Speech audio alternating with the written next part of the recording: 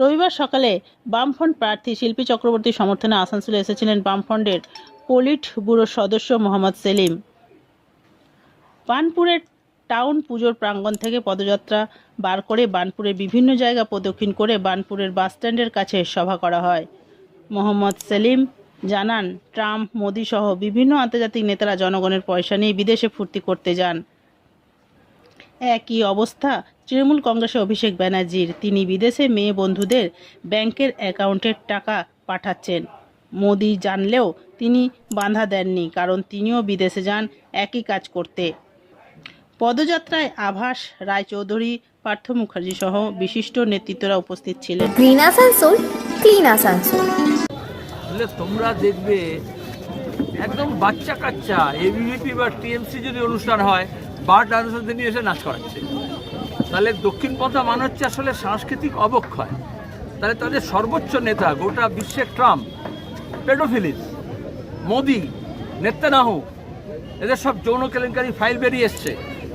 বিদেশ নীতির নাম করে যখন বিদেশে যায়, আসলে ফুর্তি করতে যায়, সেখানে দেশের স্বার্থ দেখে না।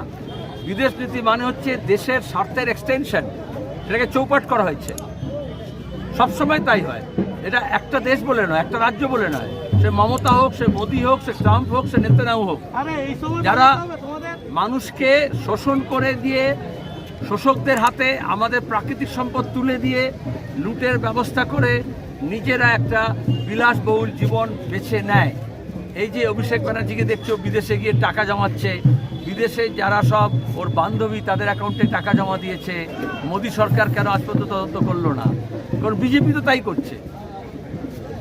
এতে দুর্নীতি বাড়ে, এতে আমাদের নদী, নালা, পাহাড়, পর্বত, জমি জমা, খনি সব বেহাতে যায় এবং আমাদের ভবিষ্যৎ অন্ধকার হয়ে যায়। এপিস্টন ফাইনি এই জন্যই আমাদের দেশের মিডিয়া দেখবে কোনো কথা বলছে না। যেমন যখন উইকিলিক্স হয়েছিল তখনও সেটা নিয়ে কোনো চর্চা হয়নি। কিভাবে আমাদের দেশের রাজনৈতিক দলগুলো বিদেশের স্বার্থে কাজ করছে তার উদাহরণ তো এগুলো। আপনি আজকে পাকিস্তানে ইরান এবং আমেরিকার বৈঠক, শান্তি বৈঠকের একটা ব্যবস্থা হচ্ছে, সেই প্রসঙ্গ তুললেন, যদি এটা বলেন। বৈঠক হচ্ছে, তাদের শান্তি হবে কি অশান্তি হবে জানি না, কিন্তু আমরা প্রথম থেকেই বলি গলি সে নেই বলি সে হাল হোক। সে সাম্প্রদায়িক দাঙ্গা হোক আর যুদ্ধ হোক, যুদ্ধ আমাদের দেশে হোক বা বিদেশে হোক, মাটিতে হোক, যুদ্ধ কোনো সমস্যার সমাধান নয়।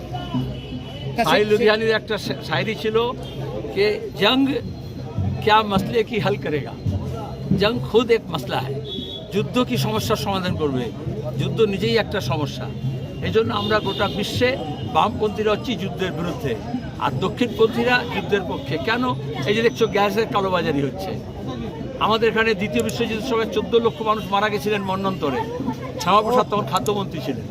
এজন্য কখনো বিজেপি দেখবে প্রাক্তন খাদ্যমন্ত্রী শ্যামাপ্রসাদ মুখার্জি বলে না, কারণ তখন মজুতদারি হয়, কালোবাজারি হয়, তাহলে মুনাফাখোরি হয়।